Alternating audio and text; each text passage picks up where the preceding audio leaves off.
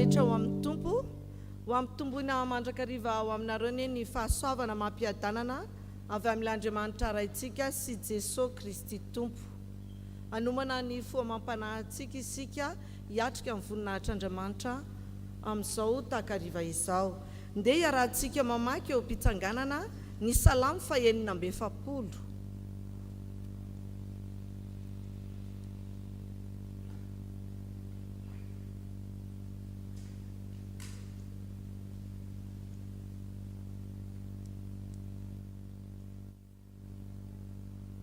Salamo 140, ny andiny voalohany hatramin'ny andiny fahatelo.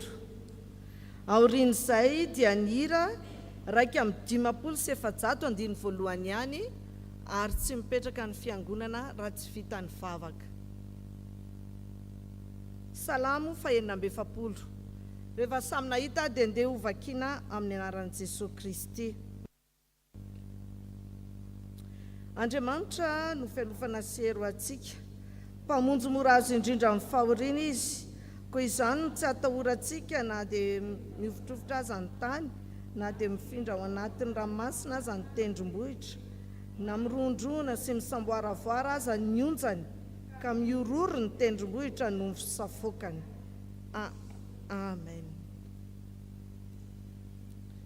Hira faraka amin'ny 580 andiny voalohany ihany.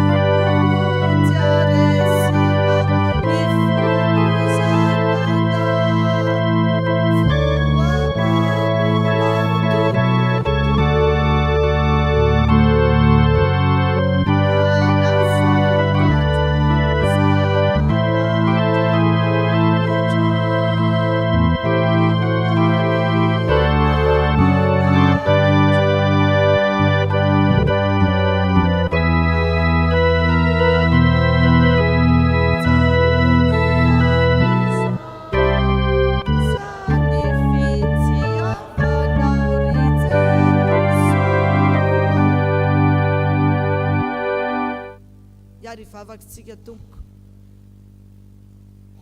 saotra sy mideranao tokoa izay Andriamanitra arainay eo, fa Andriamanitra lehibe sy be fitiavana tokoa ianao ka mampiseho ny fitiavanao aminay olonao mandrakariva. Saotra indrindra noho ny fotoana amin'izao takariva izao ahafahana mbola miombombavaka eto andinika ny soratra masina indray.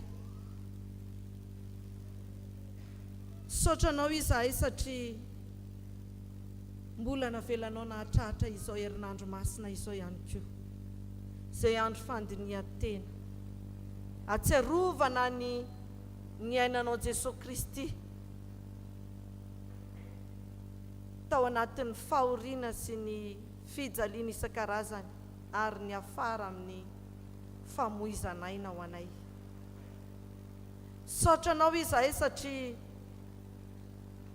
mamindra fo sy miantra mandrakariva ianao, ary samy famindramponao izany mbola tsy mala handritra anay. Tompo malalo, raha tarafin'ny fitiavanao sy ny famindramponao izahay, dia tena menatra sy mangahy ahy satria olona mafiatoka, mahaditra fo